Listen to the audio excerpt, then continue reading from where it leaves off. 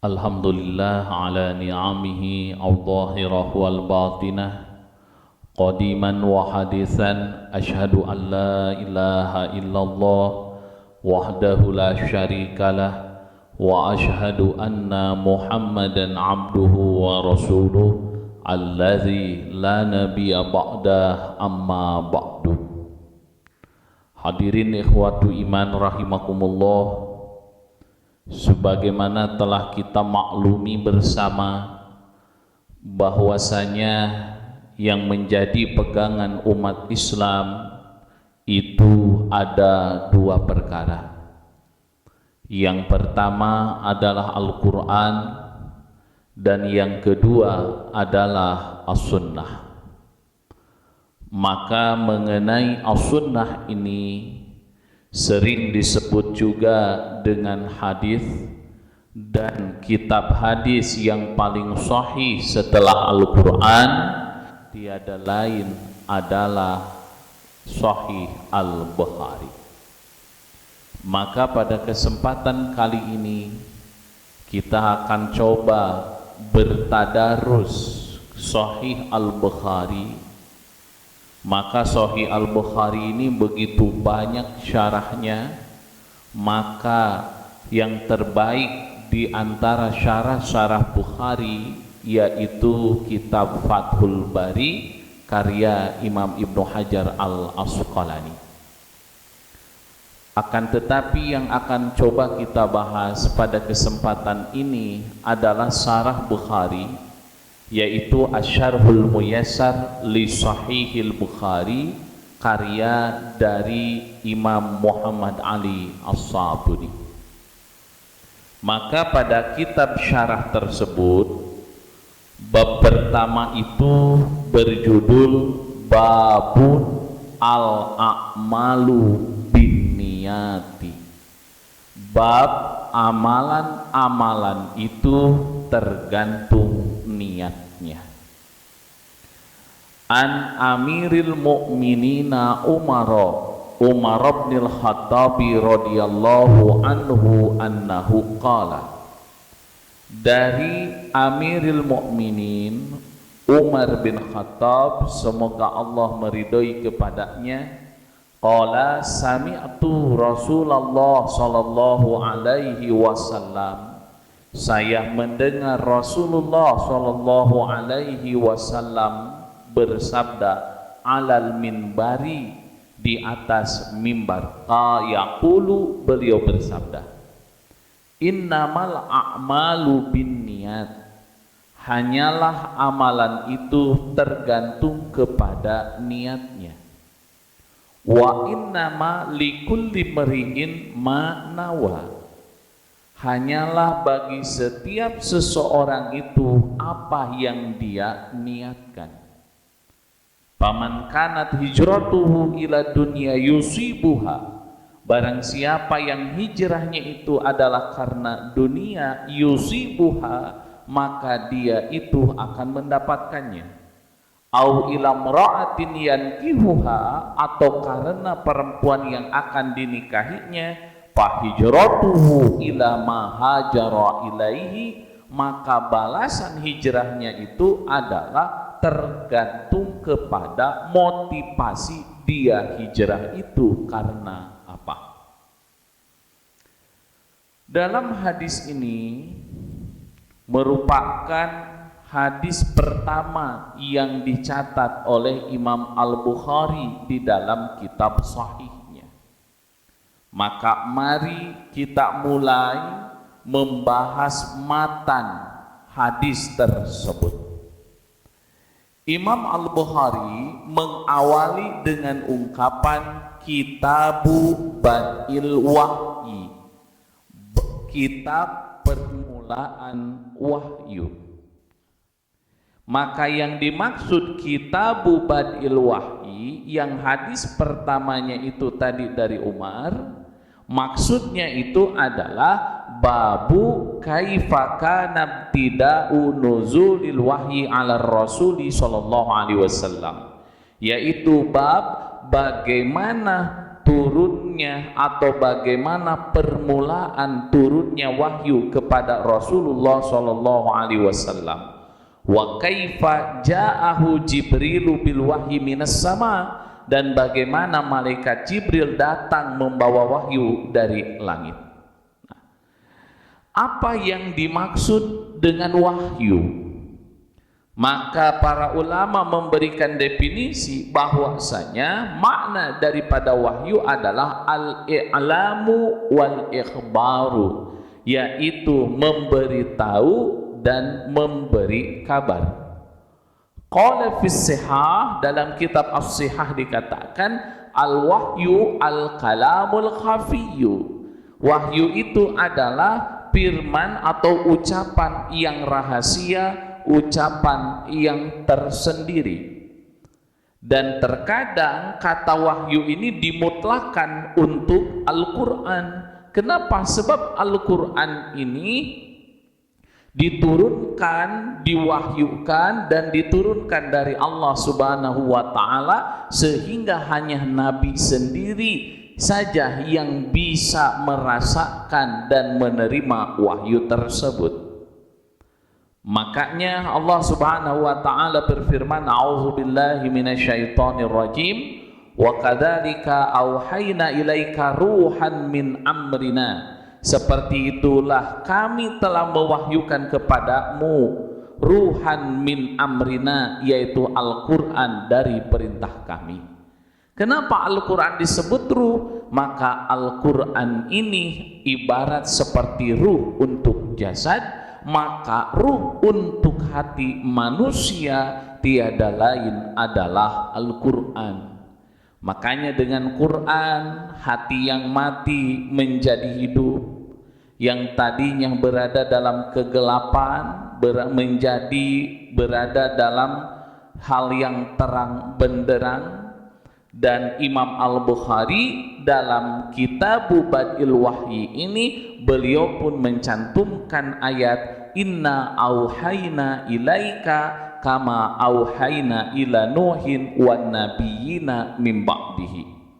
Sesungguhnya kami telah mewahyukan kepadamu sebagaimana kami telah wahyukan kepada Nuh dan nabi-nabi sesudahnya.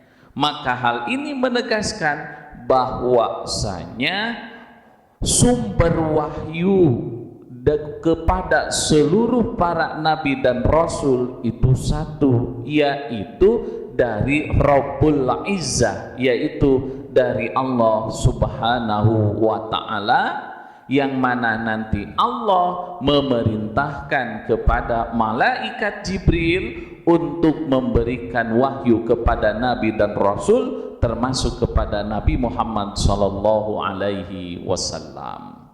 Makanya malaikat Jibril sering disebut juga dengan Ruhul Qudus. Allah Subhanahu wa taala berfirman dalam Quran surah An-Nahl ayat 102, "Qul nazzalahu Ruhul Qudus min rabbika bil haqq."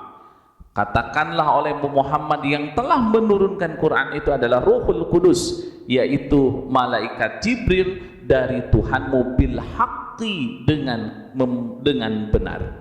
Liyusabbital ladzina amanu, untuk meneguhkan orang-orang yang beriman. Nah, setelah kita tahu Imam Al-Bukhari mengawali dengan bab permulaan wahyu, apa itu wahyu dan apa makna dari bab yang kitab yang dibuat oleh Bukhari ini, saatnya kita mulai masuk ke dalam matan, yaitu tadi ada ungkapan sami'tu Rasulullah sallallahu alaihi wasallam 'alal minbar. Jadi Umar bin Khattab menyebutkan bahwasanya beliau mendengar hadis yang mulia itu langsung dari Nabi, dan posisi Nabi ketika itu beliau sedang khutbah di atas mimbar. Tentunya yang mendengar hadis ini jumlahnya banyak sekali. Makanya para ulama menghukumi hadis ini kalau dari segi sanadnya itu gharib, tetapi kalau dari segi makna dari hadis ini derajatnya adalah mutawatir maknawi. Nah, lalu Nabi SAW menuturkan, kata Umar, innamal a'malu binniyat. Hanyalah amalan-amalan itu tergantung kepada niatnya. Kata innama itu asalnya inna dan ma. Lalu kita tahu inna ini adalah sebagai taukid. Tapi ketika ada ma masuk kepada inna sehingga terjadilah innama, maka itu liifadatil hasri, sebagai bentuk pembatasan, sehingga kita terjemah innama, tiada lain, kita terjemah hanyalah. Maka makna innamal a'malu binniyat ay la yakunul amalu sahihan. Satu amal tidak akan dikatakan sahih, wala makbulan, dan tidak akan diterima di sisi Allah, wala yusabu alaihi, dan tidak akan diberi pahala atasnya, illa idza qturina binniyati shadiqah, melainkan apabila dibarengi dengan niat yang baik. Jadi di antara indikator amal kita diterima, satu, niatnya ini harus benar, dan yang kedua, tiada lain adalah amalan kita itu harus benar. Maka niat yang benar itu makana lillah, ketika amalan kita semata-mata karena Allah. Dan yang namanya sawaban, amalan kita ini benar, tiada lain adalah apabila cocok dengan apa yang dicontohkan oleh Nabi SAW. Jadi Allah tidak akan menerima satu amalan, Allah tidak akan memberi pahala, Allah tidak akan menerima amalan tersebut kecuali amalan itu dibarengi dengan niat yang benar. Makanya innamal a'malu binniyat. Lalu Nabi SAW bersabda, wa innamal likulli imri'in ma nawa, hanyalah bagi seseorang itu balasan apa yang dia niatkan. Lalu paman kanat hijratuhu ila dunya yusibuha, atau paman kanat hijratuhu ilallahi war rasul, dalam riwayat yang lain, barang siapa yang hijrahnya itu kepada Allah dan kepada Rasul, ai man kanat hijratuhu talaban limaradatillah. Karena seorang nanti itu zaman Nabi hijrah beragam motivasi yang mengiringi mereka. Maka barang siapa yang hijrahnya itu karena Allah, karena Rasulnya, mencari ridho Allah, kataballahu lahu ajral hijrati kamilan, maka Allah akan mencatat pahala hijrahnya yang sempurna.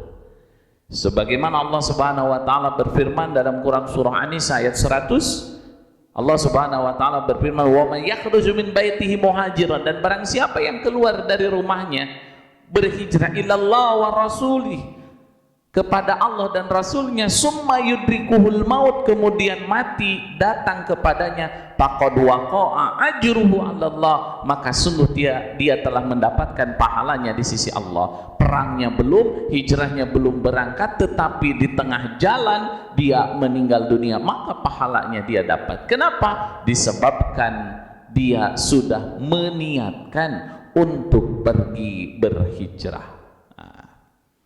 Lalu Nabi SAW pun bersabda, wa man kanat hijratuhu ila dunya yusibuha, barang siapa yang dia itu berhijrah karena untuk mendapatkan keduniawian, yusibuha, dia akan dapat. Ai min ajli makasiba dunyawiyatin, itu karena kasab duniawi, dia mau hijrah itu.